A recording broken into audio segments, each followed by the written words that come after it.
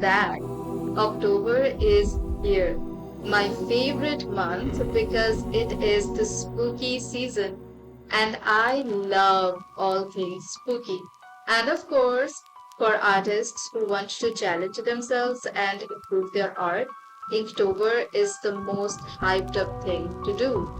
So, of course, as a basic B, I am also doing Inktober. Only I will not be using any ink.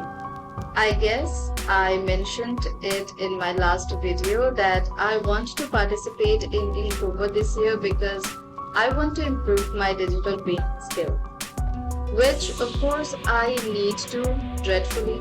I am not so bad at traditional art, so I'm just gonna focus on painting digital. But there are some self-made rules I will follow to make my life easier, such as I shall not get over-ambitious and think that I can realistically draw 31 pieces in 31 days. Let's be transparent here. This one took me about 4 hours. This is the most minimal painting I could do in 4 hours.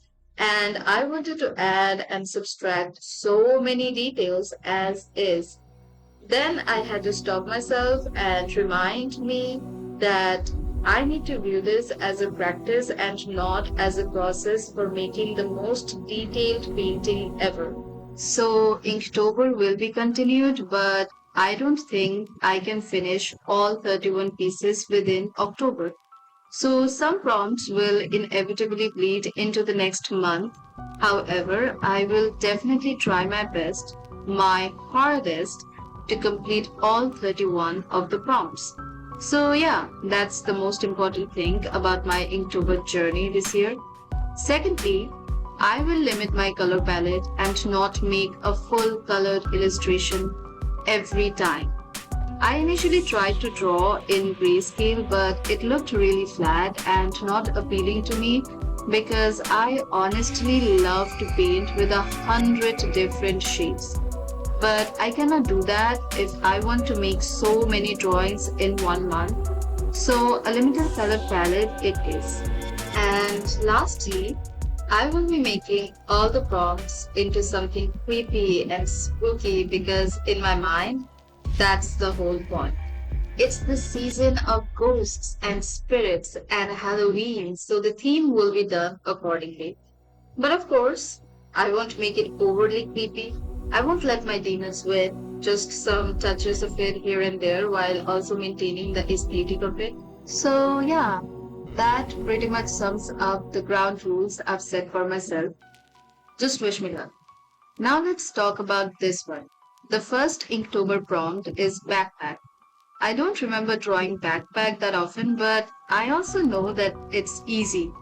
It's just a backpack. How hard can it be? Well, the composition was hard.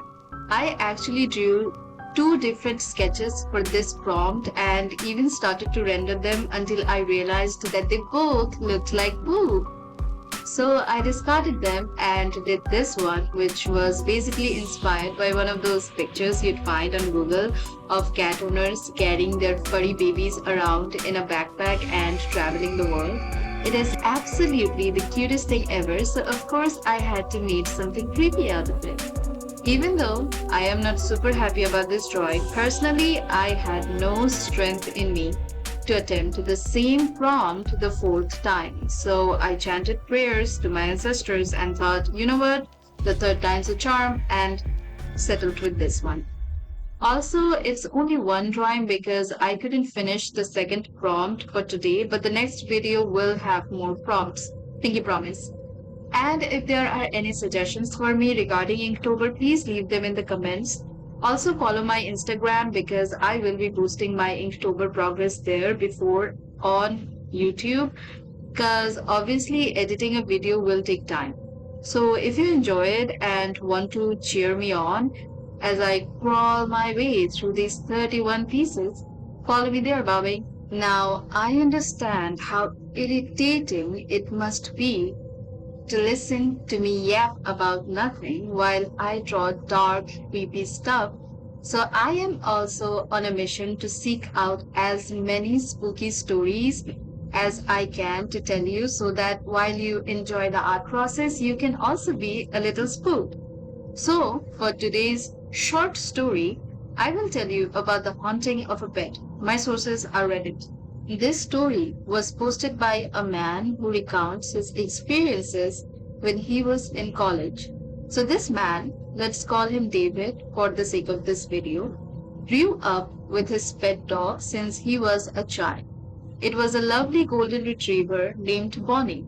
Apparently, it was initially his grandparents' dog, but they had died, and since there was no one to take care of the dog anymore, his parents brought it in. Soon David found himself forging a bond with the dog. He'd consider it as his companion for most of his childhood. He'd take it out to walks, play with it, and make it sit with him even while he did his homework. Bonnie was also very loving and protective of little David. He would trail behind him wherever he went and try to keep him company all the time. It was truly a beautiful bond. They were inseparable for years until David had to go to college. At that time, Bonnie was already an old dog, and so he couldn't really take him along because he wouldn't be able to take care of him. Tragically, Bonnie passed away during his second semester, and he wasn't even there with him during his last moments. But his parents reassured him that Bonnie had not suffered and he went with peace. That was the only thing that gave him a little bit of happiness. He really did not want Bonnie to suffer. And in a way, since the dog was already old, he had prepared himself for such a news subconsciously. Regardless, he was really upset and it took him almost a month to get over it. That year, when he visited his home, he started to notice something strange. As David would lay on his bed, he'd sometimes see a shadow pass by from the corner of his eyes. The shadow was vague, but it was almost the same height as Bonnie.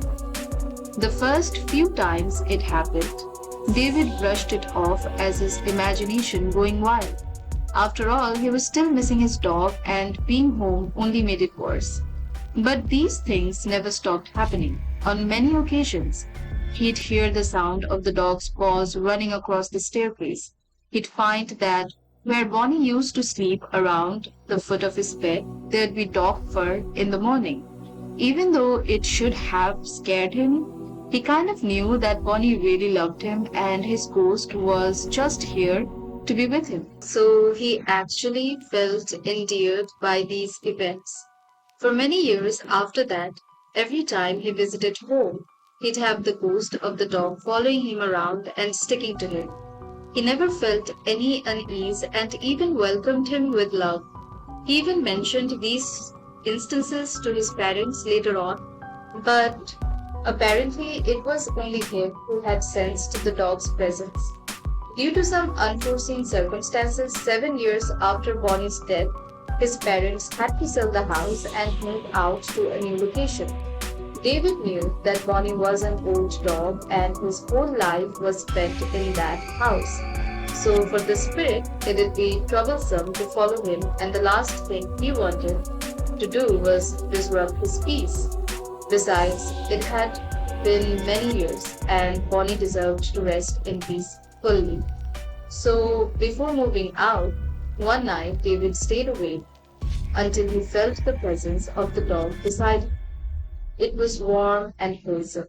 He was not afraid.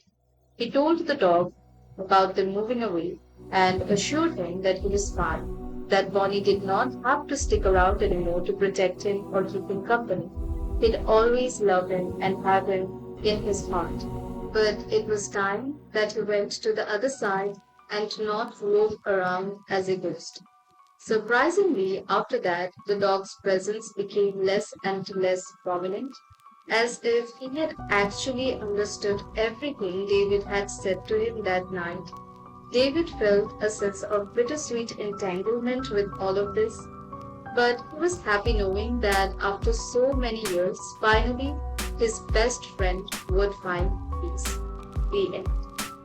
That was a cute little story and I loved it. So I thought I'd share it. As a pet mommy myself, I really felt some type of way while reading it. Anyways, that's all for today. Hope you enjoyed it. Subscribe, like, comment, and share. And if you also have any spooky stories that you'd want me to share on this channel, you can DM me on my Instagram and I will definitely share it in my next video. Bye.